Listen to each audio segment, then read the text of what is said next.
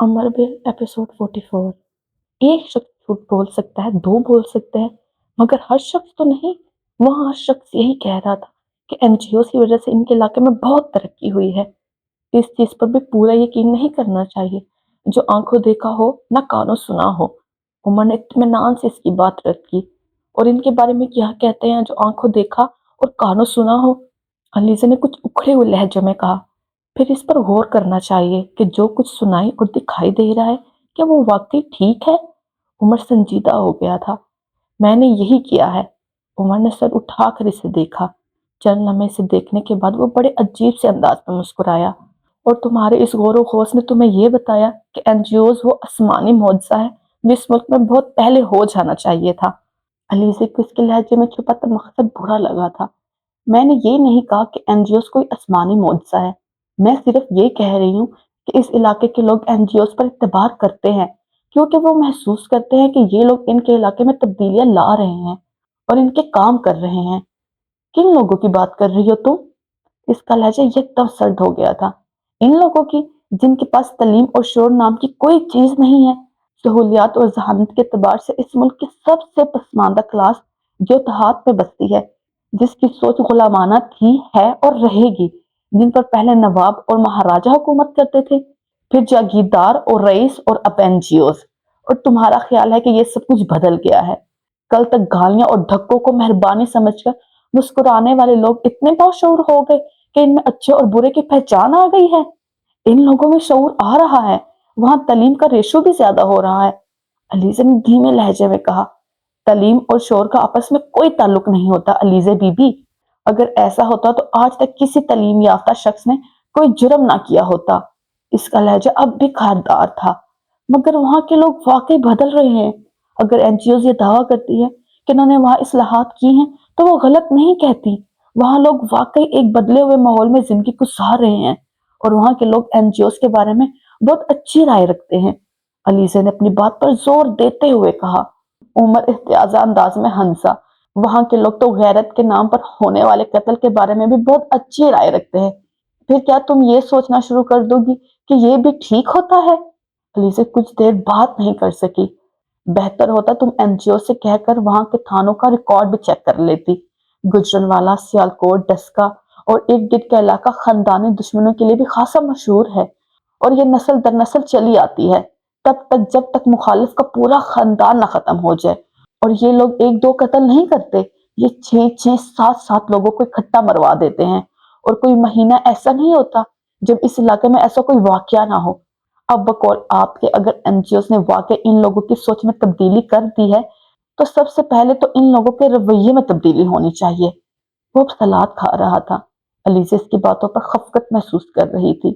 जो लोग एक गाय भैंस चराए जाने पर मुखालिफ के घर की औरत उठा लेते हैं, रात को खेतों की रखवाली करने वाले कुत्ते के मारे जाने पर मुखालिफ की तैयार फसलों को आग लगा देते हैं, खेत का पानी रोके जाने पर किसी को भी कत्ल करना जायज समझते हैं, ऐसे लोगों की एनजीओ के बारे में अच्छी राय किस हद तक काबिल एतबार हो सकती है?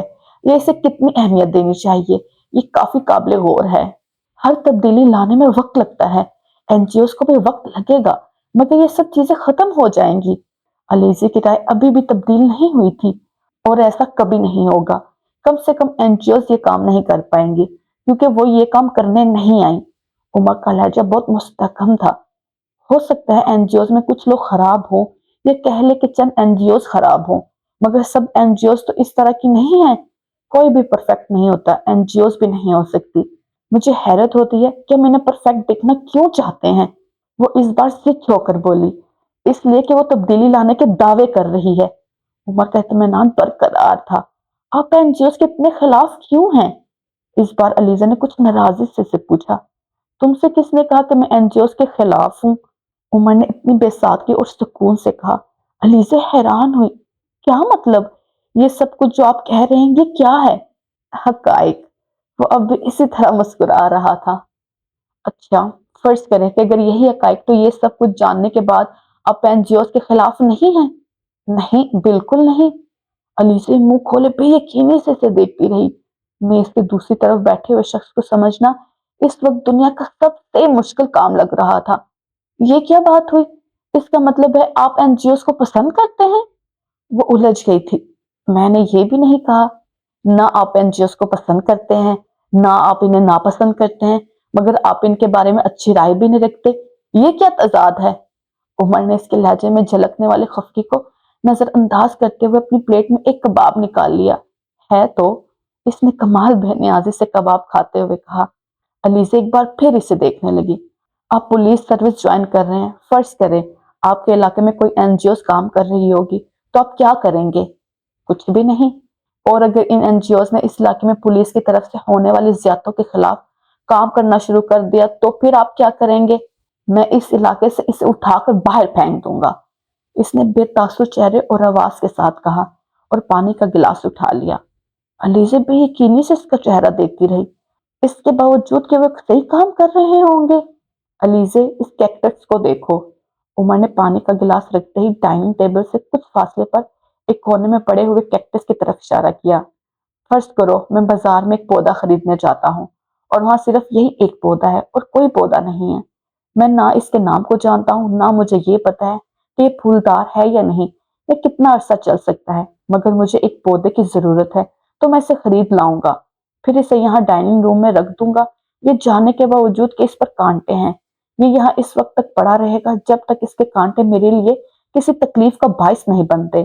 जिस दिन इसके कांटों से किसी को जख्म लगाया, किसी के कपड़े फटे, इस दिन इस कैक्टस को यहाँ से हटा दिया जाएगा। मैं हूं या तुम, हर एक यही करेगा। कोई भी दोबारा जख्म लगने या कपड़े फटने का इंतजार नहीं करेगा। वो इसकी आंखों में आंखें डाले कह रहा था।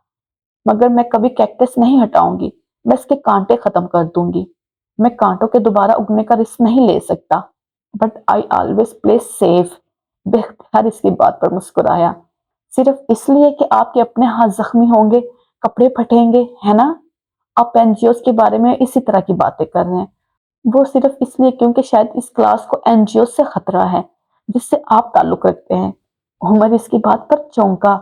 तुम्हारा इशारा किस क्लास की तरफ है? ब्यूरोक्रेसी की तरफ या एलीट क्लास की तरफ? दोनों की तरफ। इसकी आवाज मध्यम थी। उमर मुस्कुराया। तुम भी इस क्लास का हिस्सा हो, ब्यूरोक्रेट ना सही, एलीट तो हो। हाँ, हिस्सा हूँ, मगर अच्छी चीज को अच्छा कहूंगी, बुरा नहीं कहूंगी, चाहे वो मेरे लिए नुकसानदेह ही क्यों ना हो। तुम्हारा ख्याल है कि एनजीओस ब्यूरोक्रेसी या एलीट क्लास को कोई नुकसान पहुंचा रही हैं या आइंदा कभी पहुंचा सकती हैं? हाँ, ऐसा ही है। ये इस तबके के मफादात के लिए काम कर रही हैं जिन्हें हमारी वजह से बहुत प्रॉब्लम्स का सामना है। आप अगर ऐसा सोच रही हैं तो एक बार फिर गलत सोच रही हैं। कोई एनजीओस ब्यूरोक्रेसी को नुकसान पहुंचा सकी है, ना एलीट क्लास को, क्योंकि हर एनजीओस एलीट क्लास ही बनाती है। बड़े बड़े ब्यूरोक्रेट्स की बेगमात, सियासतदानों की बीवियां, सन्नतकारों की बीवियां। क्या तुमने कभी कोई ऐसी एनजीओस देखी हैं जिसे लोअर मिडिल क्लास का कोई मर्द या औरत चला रहे हो?